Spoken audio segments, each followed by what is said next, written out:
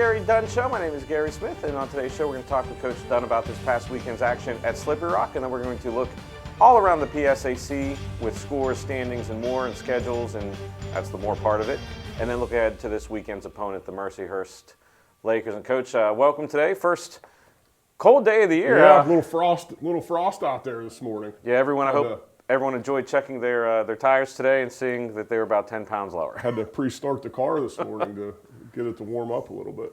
Well, we'll get right into it, Coach. Saturday, big game at Slippery Rock. Tell the two halves. You knew going into the game it was going to be just a tough game just because Slippery Rock is playing well. It's their homecoming, big crowd. But we'll break it down, first half, second half. First half, 14-13, it was back and forth, and we'll start there. Yeah, I really thought we carried the action in the first half. Liked the way we started on both sides of the ball. We came out, we executed the game plan. We made some big plays. Defense got us a turnover. I really thought we carried the action in the first half. Unfortunately, we got down in the red zone there and threw an interception. But that's going to happen. The kid made a nice play on the ball. But really was happy with the way that we played, or the way that we started the game. I thought our defense did a really good job of flying to the ball and tackling. I thought offense executed some plays. Amari Hopkins, we hit him on a big play. Got down in the red zone and converted into touchdowns. Unfortunately, the wind was a factor again this week. Anthony missed an extra point.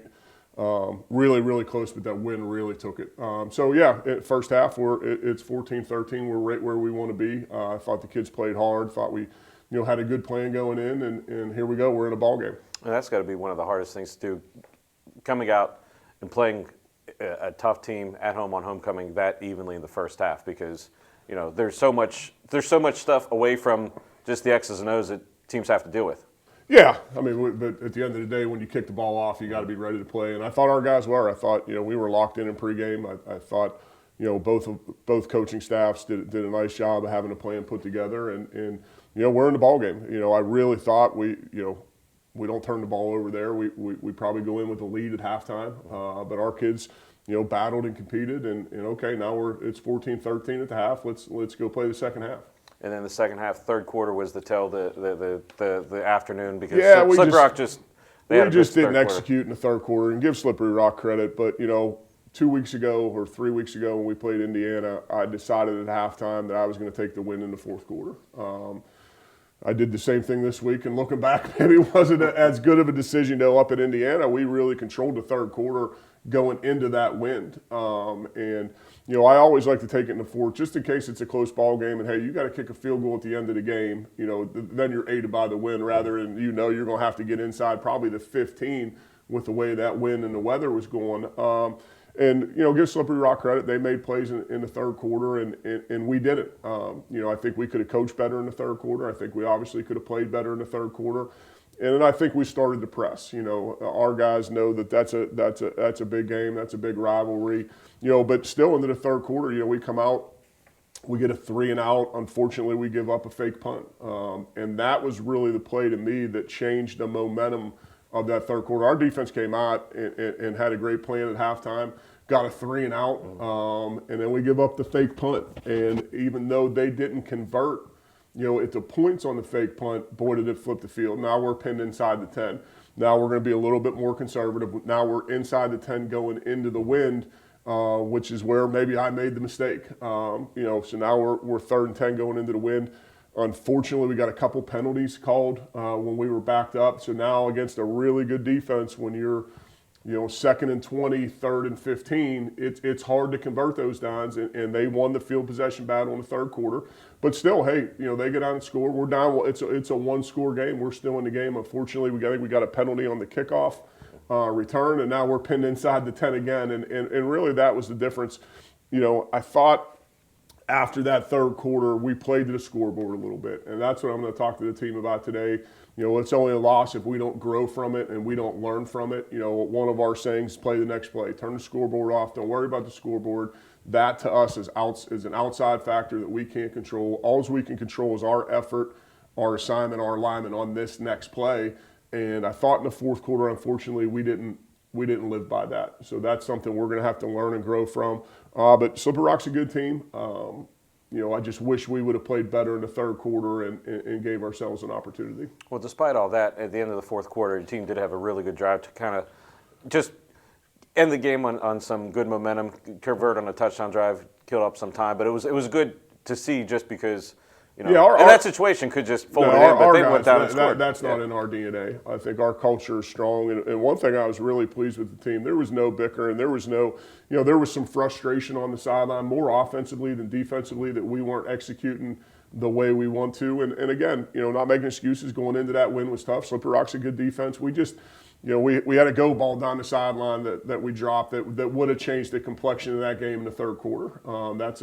That's probably a 70-yard touchdown any other time. We just didn't finish the catch. But give them credit. But our guys battled, they competed, and I got no worry whether they're going to sack it or, our guys are going to compete and play hard. And I think we did that. We just didn't make plays and we didn't execute, and Slippery Rock did. And looking at some of the numbers, you said the passing game was a little rough all day with the wind and just the way the game was going. But Davis Black, despite having some struggles in the air, 3 touchdown runs for him, and offensively running the ball for the team over 100 yards, rushing 124 yards as a team. So at least moving the ball, especially against tough defense and really in in the first weather. half, like I said, I thought we controlled the action. I thought we controlled the line of scrimmage. We ran the ball effectively. We hit a big RPO. We hit some other things on them, and in the second half, we got behind the sticks, and against a good defense going into the win, that's really hard, and I thought that was the difference. And defensively, as we talk about every week, your front seven getting behind the line of scrimmage, had a couple, 3 sacks for 17 yards and then 4 tackles for a loss. And you see a lot of the guys 5, 6, 4, 3, 7 tackles for the game. Yeah, I thought we played well up until the fourth quarter. We missed some tackles in the fourth quarter. They got some explosive athletes. But our job's to play defense, and obviously the offense was struggling in the third quarter to get them off the field, and they played a lot of snaps, but that doesn't matter. Their job is to play defense, no matter where, no matter when they're called, is to go out there and play defense. Fortunately, we misfit some things in the second half in the run game, and then we missed tackles, and we talk about it every week. What is it? It's run to the football, it's tackle, and it's take the football away. And in the fourth quarter, we didn't do that. So give Slippery Rock credit. We've got to be better. We've got to, that's the point where I thought maybe we played a little bit to the scoreboard. Maybe we started doing something a little extra effort. I got to make this big play, and that's not when we're going to have success. We're going to have success by all 11 doing their job on every single play, no matter what the situation is, no matter what the score is. Do your job, and good things will happen. And unfortunately, we got away from that as coaches and players. So the coaches have to own this too. When we've got to make better adjustments, and we got to put our kids in better situations. And obviously in the third quarter, we didn't do that. Well, let's take a look at the action from this past weekend's game at Slippery Rock, and then when we come back, we'll talk about this upcoming week's opponent, the Mercers Lakers. You're watching the Gary Dunn Show right here on CUTV.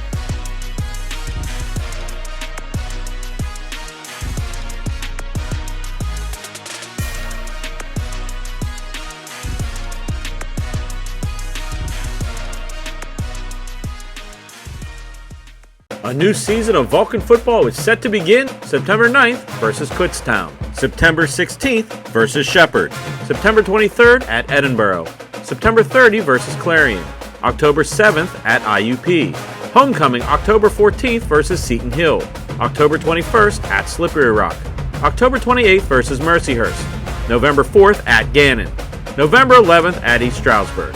All games available on CUTV Sports 1 and the PSAC Digital Network.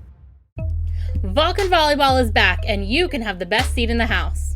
The Convocation Center will be rocking with 11 home games featuring some of the best teams in the region and the PSAC. All home games will be streamed live on CUTV Sports 1 and the PSAC Digital Network. Follow Cal Vulcans on all social media platforms for up-to-date schedules and information.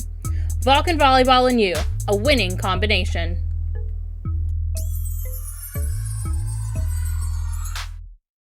Suffering from World Cup withdrawal?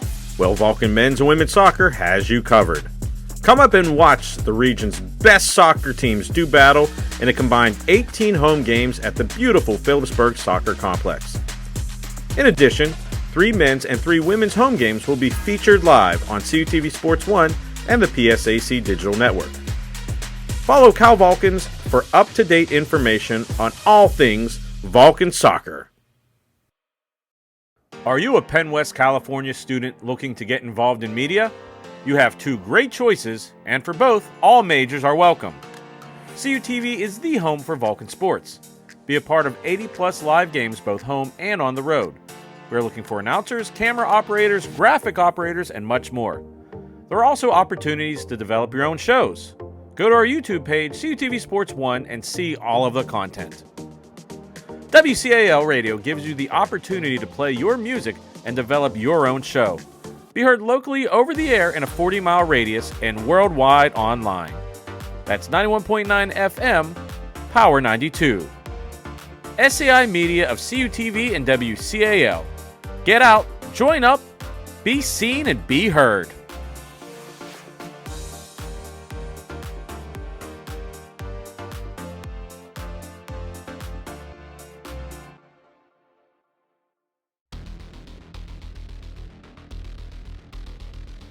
Oh, hand off to McGriff. They're going to go with the double reverse here. And Terrence going to throw it. It finds Jackson on the near side for a touchdown for the Vulcans.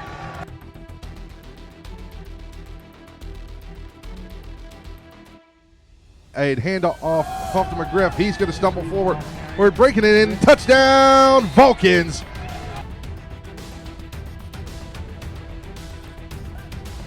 Also, Brooks fakes the handoff, looking downfield. Oh, it's going to let it fly downfield. And almost not down the sideline and in for a touchdown, Lakers.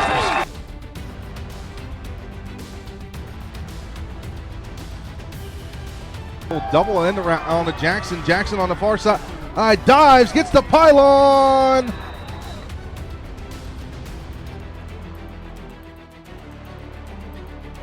Or screen pass caught. He's got a lot of room to run. And as the Vulcans send the blitz, he's in the open field. Across the 20 to 10, the 5. Touchdown, Lakers.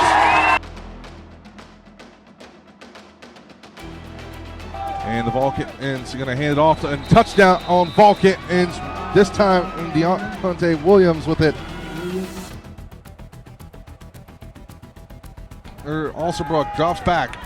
Looking for a man. He's going to hold fires. There's in the back of the end zone. Caught. Touchdown, home Lakers.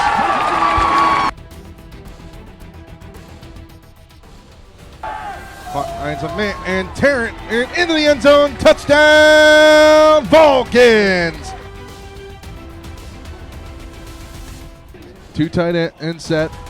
Hands it off to McCann. McCann's going to rumble forward. Touchdown, Vulcans.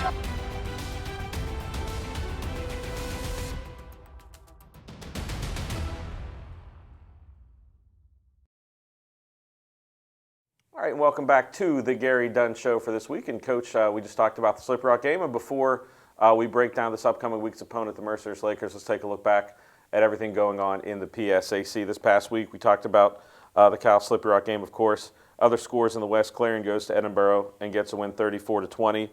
Gannon goes to Mercyhurst and wins on a last-second field goal 31-28. And then in the final West game, Seton Hill wins in the last second against IUP 35-28. And over in the PSAC East, Shepherd holds serve at home 59-21 over Westchester.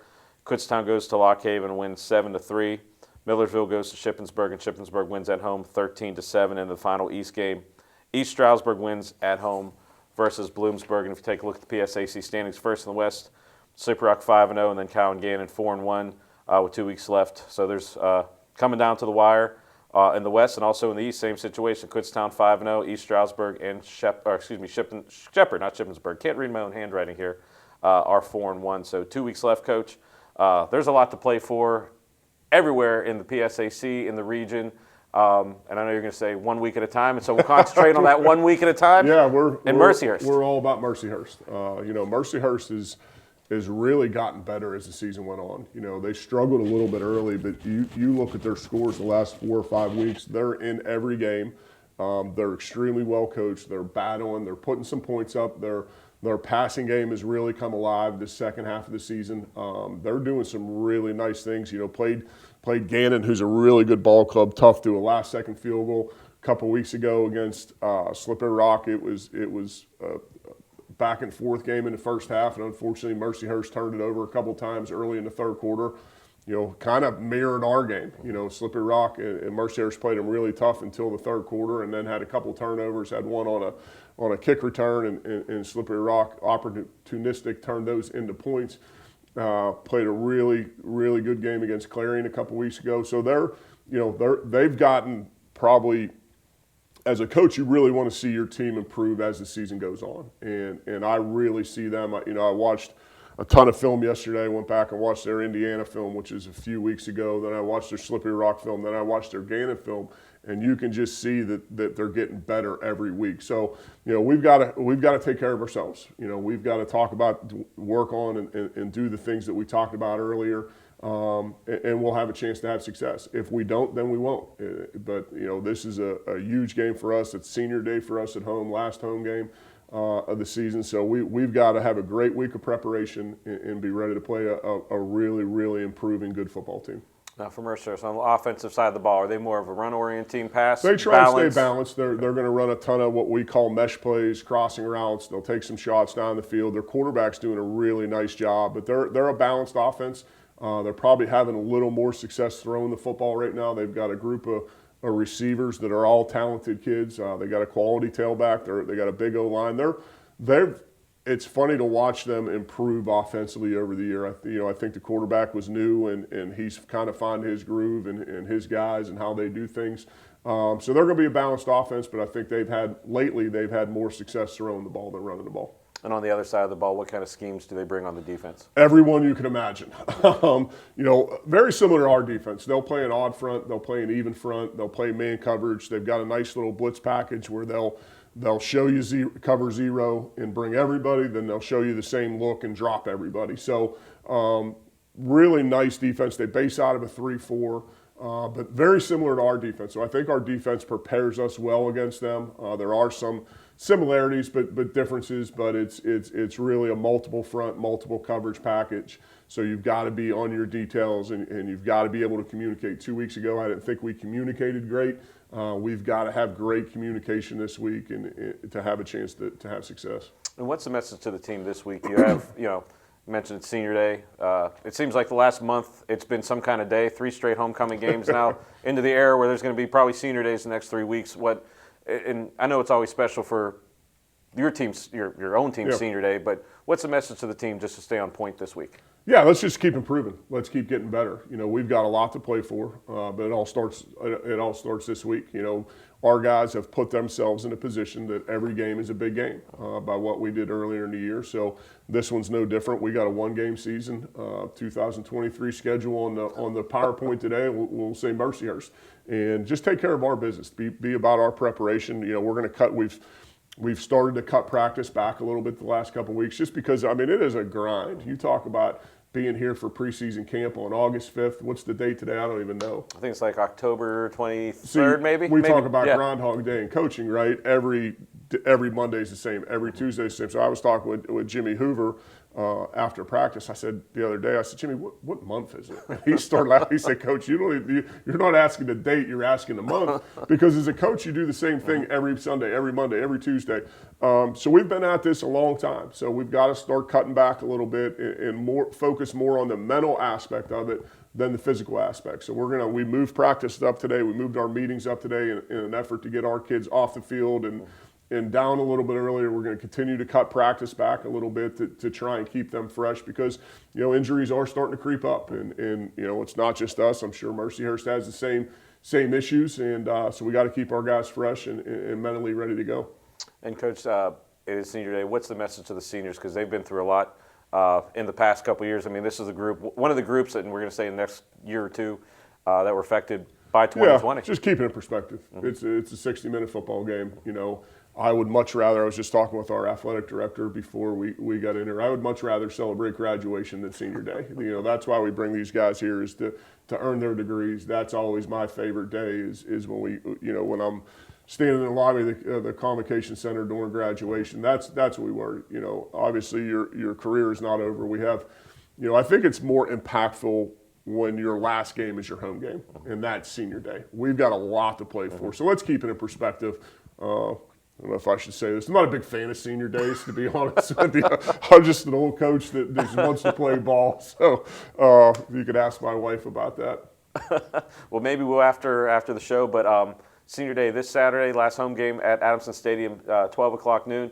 Coach, what's your pitch to the students and the fans in the area? Going to be a great day. Have you seen the weather this week? I think like 90 degrees. Today. No, it's like in the 70s.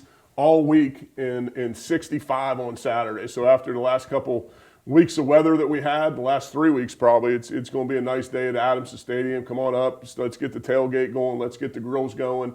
It's going to be a great day. And again, this team has put themselves in a position to have big games at the end of the year. And as a coach, that's all you can ask for is put yourself in a position that you're still playing meaningful football in late October, early November.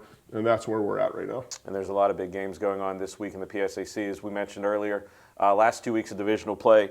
Obviously, California Mercers, 12 o'clock noon, get there early, wear your red and black. Give Coach and I a couple hot dogs and hamburgers on the way in. That would be very much appreciated. Other games in the West, Edinburgh travels to Seton Hill for a noon kickoff. Clarion traveling to Slippery Rock for a 1 o'clock kickoff. And then Gannon goes to IUP for a 2 o'clock kickoff. And over in the PSAC East, Westchester going to Lock Haven for a 1 o'clock kick, Shippensburg going to East Stroudsburg for a 1 o'clock kick, and Shepherd going to Bloomsburg for a 2 o'clock kick. But the one game schedules, me and Coach talked about it. Circle it, 12 o'clock Saturday. Get there early. Get the tailgate lots open probably about 6 a.m. So get there early. If you can't be there, CUTV and WCA will have you covered. Be live on CUTV Sports 1 and the PSAC network. So for Coach Dunn, here's my last pitch. Last pitch. Right? We got one bonus pitch.